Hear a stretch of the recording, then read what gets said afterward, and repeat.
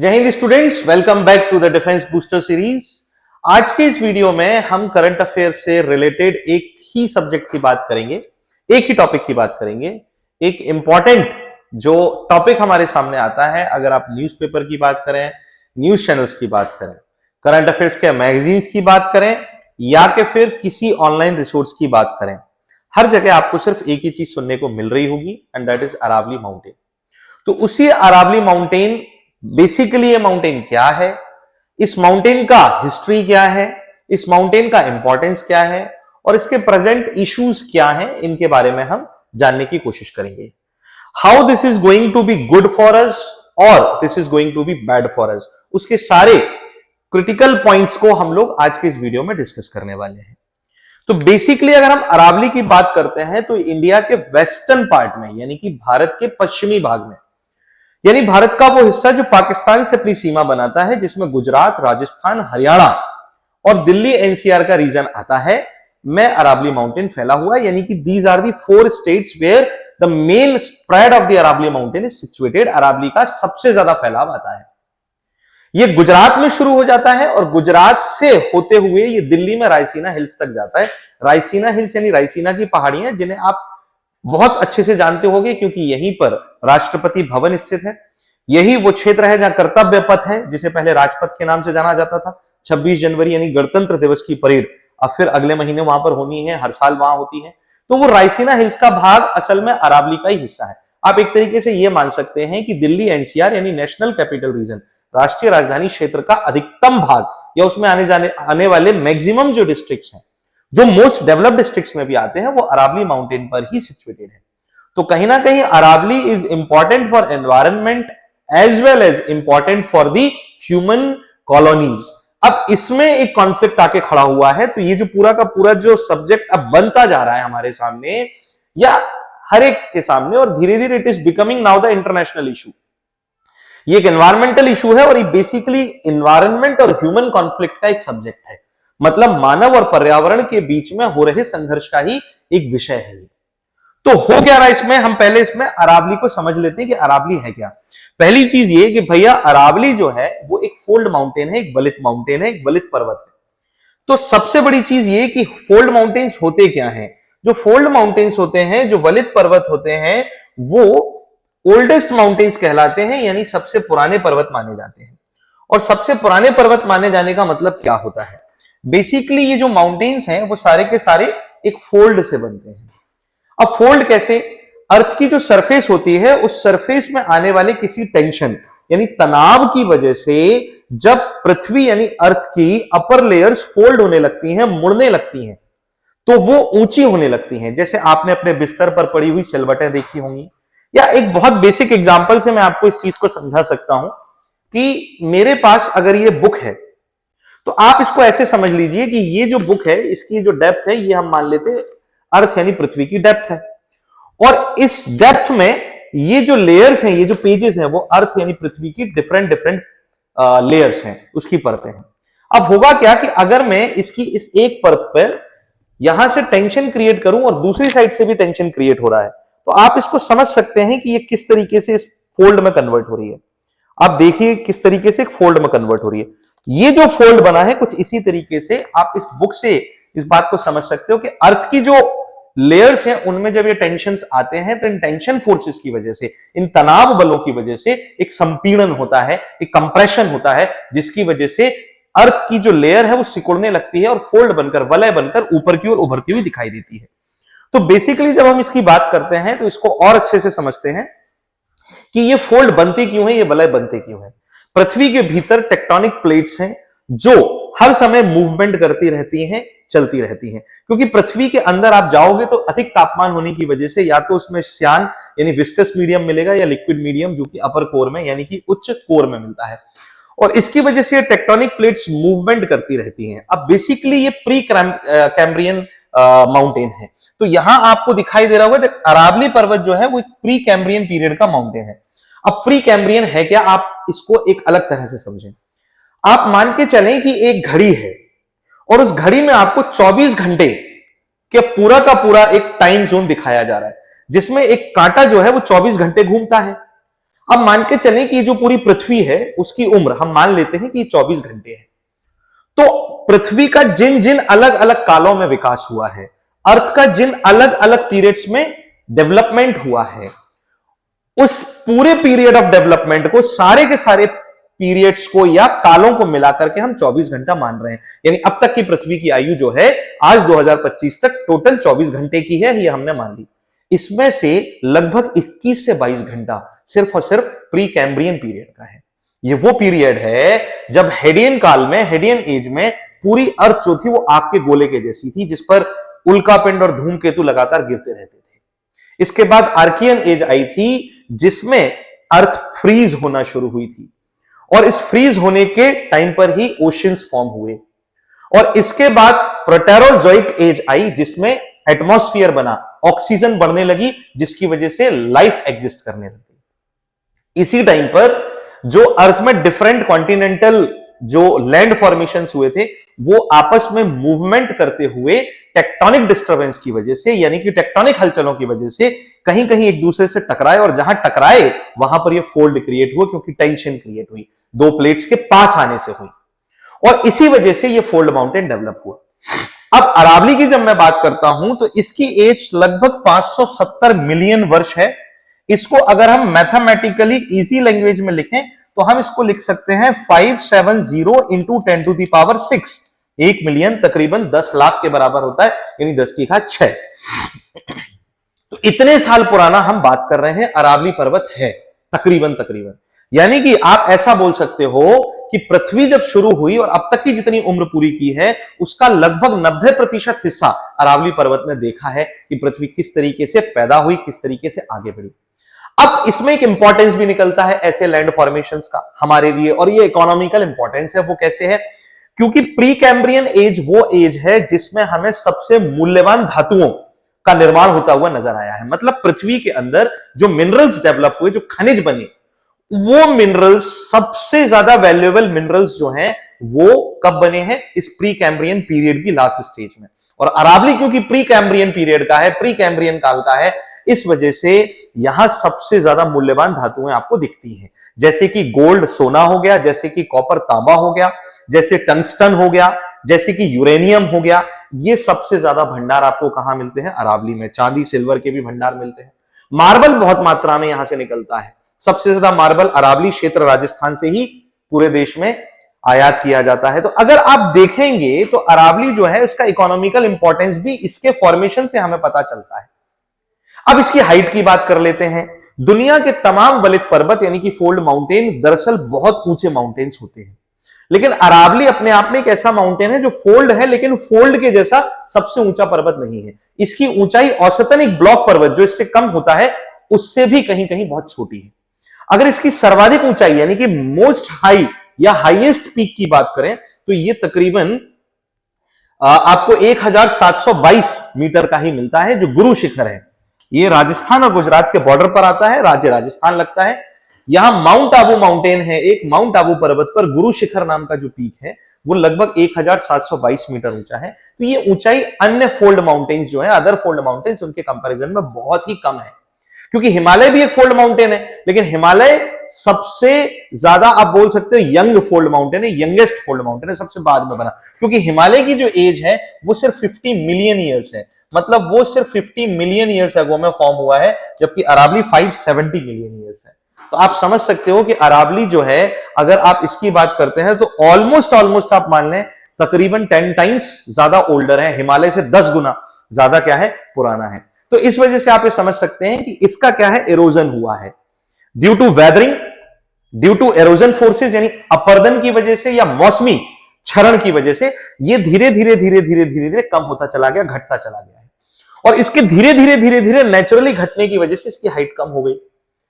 अब मुद्दा क्या है उसकी बात हम लोग कर लेते हैं बेसिकली, लेकिन उस मुद्दे को समझने से पहले हम ये समझते हैं कि ये जो अरावली माउंटेन है, इंडिया में इसकी जो प्रेजेंस है, वो प्रेजेंस किस लिए इंपॉर्टेंट और किन मामलों में इंपॉर्टेंट है। सबसे पहले हम इसकी मैपिंग करके देखते हैं कि यहां पर आपको ये जो व्हाइट कलर की लाइन दिखाई दे रही है, ये अरावली माउंटेन को दिखाती है, जिसमें गुजरात, राजस्थान, हरियाणा और दिल्ली एनसीआर का रीजन आता है। ये गुजरात में शुरू हो जाती है और वहां से जाती है कहां तक, ये वहां से चलती है और दिल्ली में रायसीना हिल्स पर जाकर खत्म होती है, जो इसकी नॉर्दर्न बाउंड्री है। तो अब जब हम इसकी बात करते हैं तो इसका जो बचा हुआ शेष हिस्सा है, क्योंकि बाकी क्षरित हो चुका है, तकरीबन 692 किलोमीटर, 692 किलोमीटर। असल में इसकी लंबाई तकरीबन 800 किलोमीटर मानी गई थी, लेकिन अब उसका क्षरण हो गया और हमने अभी काफी हिस्सा इसमें जो है माइनिंग की वजह से काटा है, तो उसकी वजह से इसका बहुत सारा क्षरण हुआ है। बेसिकली इसका इंपॉर्टेंस क्या है, उन इंपॉर्टेंस को हम 4 पॉइंट्स में समझते हैं। बस यही 4 पॉइंट हमारे को इस टॉपिक के बारे में सारी चीजें समझा देंगे। पहला, ये डेजर्टिफिकेशन को प्रिवेंट करता है। उसका कारण है क्योंकि अरावली जो है वो साउथ से नॉर्थ की ओर कुछ इस तरह से फैली हुई सीधी चलती हुई एक पर्वत श्रेणी है जो दिल्ली तक जाती है, और इसका जो वेस्टर्न पार्ट है पूरा का पूरा, वहां पर थार डेजर्ट है। भारतीय उपमहाद्वीप में आने वाले सबसे इंपॉर्टेंट मरुस्थलों या डेजर्ट्स में से एक है इंडियन सबकॉन्टिनेंट के। और जब बात करते हैं मेनलैंड ऑफ इंडिया के, तो ये सबसे बड़ा रेगिस्तान या मरुस्थल है या डेजर्ट है इंडिया का। तो यहां जो रेत का जमाव है, ये रेत अरब सागर यानी अरेबियन सी जो है, इस अरेबियन सी से उठने वाली मॉनसून विंड्स की वजह से उड़कर के इन विंड्स के साथ नॉर्थ में जाने की कोशिश करता है, उत्तर में जाने का प्रयास करता है हवाओं से। ये मॉनसून हवाएं यहां से यहां की ओर चलती हैं, यानी दक्षिण से उत्तर की ओर। असल में डायरेक्शन साउथ वेस्ट से नॉर्थ ईस्ट तक आती है, मतलब दक्षिण पश्चिम से उत्तर पूर्व की ओर, लेकिन हम साउथ से नॉर्थ मान लेते हैं। और ये जो हवाएं हैं वो अरावली के पैरेलल चलती हैं, तो ऊपर जाकर के जब ये हवाएं यहां क्रॉस करने की कोशिश करती हैं, तो अरावली पर्वत जो है, यहां जो रेत है जिसको वो उड़ाकर अपने साथ लेकर जाती हैं, उस रेत को यहीं पर रोक देता है, उसको क्रॉस करके ईस्टर्न डायरेक्शन में और नॉर्दर्न डायरेक्शन में नहीं जाने देता। क्योंकि अरावली के ये माउंटेन रेंजेस हैं तो छोटे, लेकिन इनको पार करते करते ये एयर जो हवा है वो अपने रेत को वहीं गिरा देती है, और मैक्सिमम पार्ट ऑफ दी जो सैंड है, रेत है, वो वहां नहीं पहुंच पाता। इससे फायदा क्या होगा? इससे फायदा यह होता है कि आप इसको इस तरह से समझें कि अरावली जो है उसके नॉर्थ में हिमालयन माउंटेन रेंज आता है, ये पूरा हिस्सा हिमालय का है, और हिमालय का जो हिस्सा आपको सामने दिखाई दे रहा है, ये अरावली के साथ पैरेलली, आप ऐसा समझ सकते हो कि ये दो भाई हैं। इन दोनों के कंधे हमारे देश को, खासतौर से नॉर्थ इंडिया को बनाए रखने के लिए जरूरी है, वो उन्हीं के कंधों पर टिका हुआ उसका पूरा पर्यावरण। क्योंकि अगर ये रेत अरावली नहीं रोकेगा तो मॉनसून विंड्स के साथ उड़ करके ये रेत यानी कि जो बालू है वो हिमालयन रीजन्स तक पहुंच जाएगा, खासतौर से उत्तराखंड और हिमाचल प्रदेश के क्षेत्रों तक। अब उससे होगा क्या? उससे क्या होगा, मैं आपको एक चीज बता देता हूं, इसको जरा अच्छे से समझ लीजिएगा। इसमें आपके ज्योग्राफी के कंसेप्ट्स भी यूज होंगे, क्योंकि ये टॉपिक वही इंपॉर्टेंट है। उससे होगा ये साहब कि उससे अल्बीडो इफेक्ट बढ़ जाएगा भैया। अब ये अल्बीडो इफेक्ट होता क्या है, तो मुझे ये बताने की जरूरत नहीं है, लगभग आप में से ज्यादातर लोगों को ये पता होगा कि ग्रीन हाउस इफेक्ट होता क्या है, यानी कि हरित ग्रह प्रभाव होता क्या है। तो हरित ग्रह प्रभाव कुछ ऐसा प्रभाव होता है कि सूरज से आने वाली जो किरणें पृथ्वी पर टकराती हैं, वो किरणें पृथ्वी से टकराकर वापस लौट जाती हैं, पृथ्वी से परावर्तित हो जाती हैं और वो वापस लौट जाती हैं। ये किरणें जब वापस लौट जाती हैं तो होता यह है कि पृथ्वी के वायुमंडल यानी एटमॉस्फेयर में पाई जाने वाली कुछ गैसेस जो हैं वो ग्रीन हाउस गैसेस कहलाती हैं, जिनमें CO2 या मीथेन या सल्फर डाइऑक्साइड या वाटर वेपर्स भी आप कह सकते हैं। खासतौर से CO2 सबसे ज्यादा पाई जाने वाली और सबसे इंपॉर्टेंट ग्रीन हाउस गैस है, हरित ग्रह गैस। ये इस परावर्तित होने वाली हीट को ट्रैप कर लेती है, रोक लेती है और अर्थ के एनवायरनमेंट में सर्कुलेट करती है, जिसकी वजह से पृथ्वी का वातावरण गर्म होता है। थोड़ी गर्मी हमें जरूरी चाहिए भी, क्योंकि पृथ्वी पर अगर ये गर्मी नहीं टिकेगी तो पृथ्वी पूरी तरीके से फ्रीज हो जाएगी, बर्फ का गोला बन जाएगी, और ह्यूमिडिटी यानी कि नमी पूरी खत्म हो जाएगी, जिससे जीवन खत्म हो जाएगा। इस वजह से जरूरी भी है। लेकिन अगर ये हद से ज्यादा बढ़ जाए, इसलिए कहते हैं हम CO2 का एमिशन ज्यादा नहीं होना चाहिए, क्योंकि ज्यादा CO2 ज्यादा हीट ट्रैप कर लेगी। अगर ये गर्मी हद से बढ़ जाए तो फिर हमारा जो पृथ्वी है वो आग का गोला बन जाएगी। तो ये सीमित मात्रा में जरूरी है। अब इसका विपरीत प्रभाव जो है वो अल्बीडो प्रभाव है। अल्बीडो प्रभाव क्या कर रहा है कि जैसे मान के चलिए अगर सूरज से आने वाली कोई किरण किसी जंगल के क्षेत्र पर पड़ती है, किसी मिट्टी पर पड़ती है, तो क्या होगा, वो ट्रैप होगी, वो रुकेगी, वो परावर्तित नहीं होगी, क्योंकि वो चिकनी सतह नहीं है, वो स्मूथ सरफेस नहीं है। लेकिन अगर हिमालय के रीजन पर पर्वतों पर पड़ती है जो बर्फ से ढके हुए हैं, तो बर्फ एक चिकनी सतह बनाती है, परावर्तक सतह बनाती है। सूरज से किरण आती है, परावर्तित होकर वापस लौट जाती है, रिफ्लेक्ट हो जाती है सनरे, जिसकी वजह से वहां गर्मी कम होती है और हिमालय ठंडा रह पाता है, जिससे वहां बर्फ जमी रहती है। अब क्या होगा, अरावली पर्वत अगर यहां से हट जाता है तो ये एयर्स रुकेंगी नहीं और अपने साथ सैंड ले जाकर के हिमालय से टकराएंगी, जब तो हिमालय पर ही छोड़ देंगी। जब बारिश करेंगी तो बारिश के साथ वो रेत गिर करके बर्फ पर जम जाएगा, और जब वो जम जाता है तो सन की जो रेज आएंगी, सूर्य की जो किरणें आएंगी, वो क्या होगी, उस पर परावर्तित नहीं होंगी, उसमें अवशोषित होंगी, उसमें पूरी तरीके से अब्जॉर्ब हो जाएंगी, जिससे हीट बढ़ेगी। वहां सराउंडिंग्स में हीट बढ़ने से हिमालय पर मौजूद बर्फ पिघलेगी। बर्फ पिघलने से क्या होगा, हिमालय का जो रिवर सिस्टम है पूरा, खासतौर से हिमालय का जो सबसे बड़ा रिवर सिस्टम माना जाता है, गंगा का जो भारत में बहने वाला सबसे बड़ा रिवर सिस्टम है, वो पूरा पूरा पूरा रिवर सिस्टम जो है वो क्या हो जाएगा, डिस्टर्ब हो जाएगा। अधिक से अधिक पानी का भराव इन तंत्रों में होने लग जाएगा, जिससे निचले क्षेत्रों में बाढ़ आ सकती है, निचले क्षेत्रों की खेती प्रभावित हो सकती है, वहां का पूरा इकोनॉमिकल एक्टिविटी इफेक्ट हो जाएगा, जिसमें उत्तराखंड, उत्तर प्रदेश और बिहार और पश्चिम बंगाल जैसे राज्य शामिल हो सकते हैं, झारखंड जैसे राज्य शामिल हो सकते हैं। साथ ही साथ मध्य प्रदेश में भी गंगा रिवर सिस्टम जो है, गंगा नदी तंत्र की कई सारी नदियां बहती हैं। अरावली अपने आप में कई सारी नदियों का उद्गम है, जिसमें इंपॉर्टेंट नदी अगर आप देखोगे लाइक बनास है, लूनी है, साबरमती है, साहिबी है। इन नदियों का जो उद्गम है अरावली में, अगर अरावली यहां से हट जाता है तो उन नदियों का उद्गम भी खत्म हो जाएगा, उनका ओरिजिन भी खत्म हो जाएगा उन रिवर्स का। दूसरी इंपॉर्टेंट चीज, डेजर्टिफिकेशन तो हमें समझ में आया। क्लाइमेट रेगुलेटर है सर। क्लाइमेट रेगुलेटर किस तरीके से है, अरावली क्या करता है कि जब यहां से मॉनसून विंड्स आती हैं, मॉनसून हवाएं आती हैं और राजस्थान की ओर बढ़ने की कोशिश करती हैं, तो अरावली इन्हें रोक देता है और अरावली के साथ पैरेलली आगे की ओर चल के उत्तर में पहुंच जाती हैं, जिससे नॉर्दर्न डिस्ट्रिक्ट्स को बारिश मिलती है, जैसे हरियाणा को बारिश मिलती है, जिससे वहां खेती हो पाती है, जिससे उत्तराखंड को बारिश मिलती है, उत्तर प्रदेश के नॉर्दर्न रीजन्स को बारिश मिलती है, जिससे वहां पर फ्लोरिशमेंट आ पाते हैं, जिससे वहां पर सॉइल को नमी मिल पाती है। अगर ये नहीं होगा तो क्या होगा, राजस्थान के क्षेत्र में जो रेगिस्तान है वो तो बादलों को अट्रैक्ट कर नहीं सकता, क्योंकि वहां तो हरियाली है नहीं, और डेजर्टिफिकेशन आगे बढ़ता चला जाएगा, बढ़ता चला जाएगा, बढ़ता चला जाएगा। मॉनसून की जो हवाएं हैं वो अपनी गति को नियंत्रित नहीं कर पाएंगी और अनियंत्रित गति से आगे बढ़ेंगी। तो ये क्या कर देगी, क्लाइमेट रेगुलेटर है ये एक तरीके से, जिस तरीके से क्लाइमेट को रेगुलेट कर रहा है वो नहीं कर पाएगा। तीसरा, दैट इज वाटर डिवाइडर। ये जल विभाजक है, वाटर डिवाइडर है। अब how it is working as water divider, कैसे जल विभाजक का काम कर रहा है।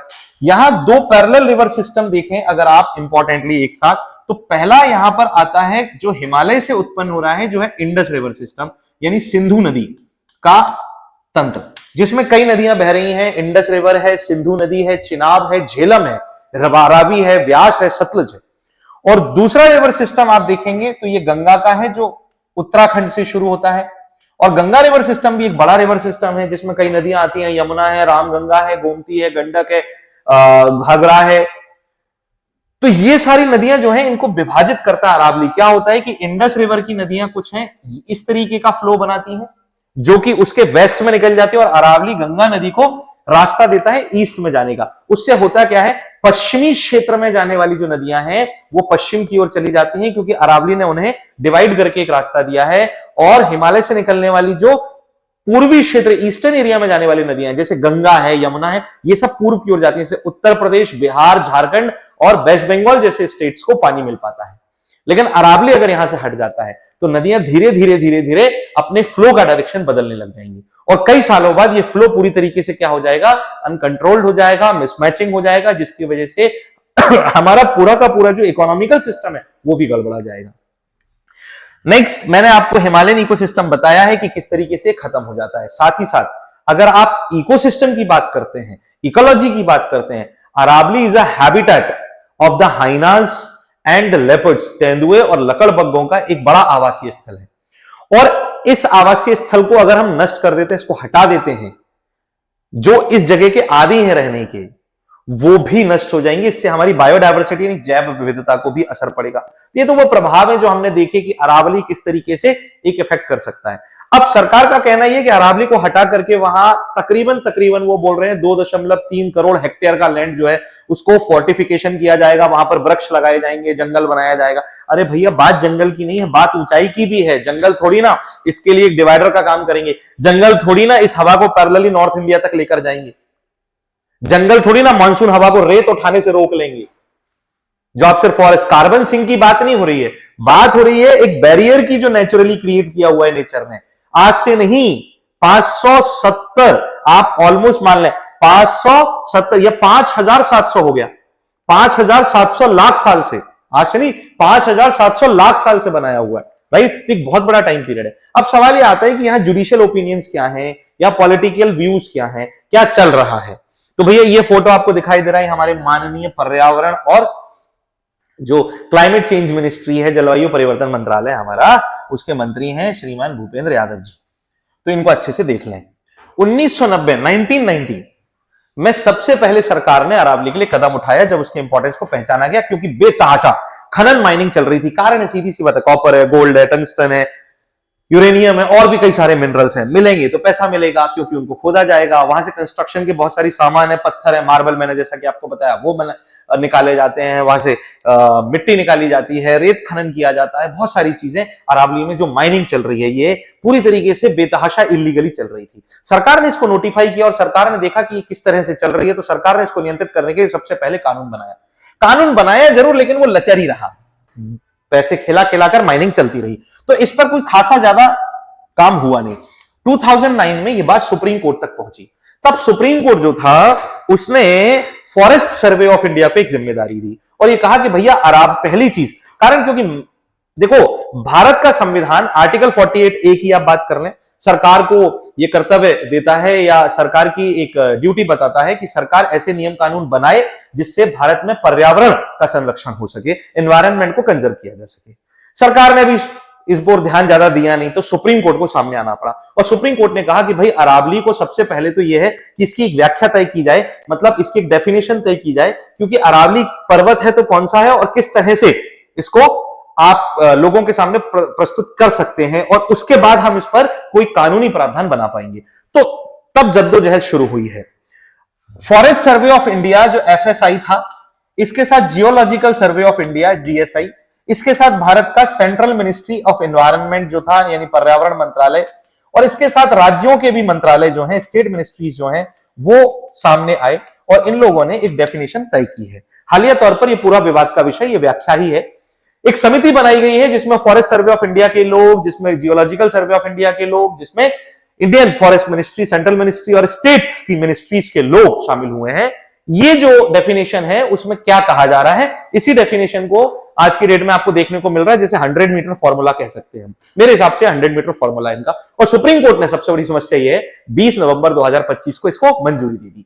ये है क्या 100 मीटर फॉर्मूला? FSI ने अपनी रिपोर्ट में यह कहा था कि अरावली का वो पर्वत जो 100 मीटर से ज्यादा ऊंचा हो, 100 मीटर से ज्यादा उसकी हाइट हो, दो पर्वतों के बीच की दूरी तकरीबन 500 मीटर तक हो, 500 मीटर्स तक दो पर्वत एक दूसरे से दूर हो, लगभग आधा किलोमीटर तक, और पर्वतों का जो ढलान है, ढलान यानी कि स्लोप, जैसे माउंटेन बनता है ना, तो ये स्लोप 3 डिग्री से ज्यादा हो, 3 अंश से ज्यादा हो, स्लोप 3 डिग्री से ज्यादा हो, हाइट 100 मीटर से ज्यादा हो और डिस्टेंस दो पर्वतों के बीच की 500 मीटर से ज्यादा हो।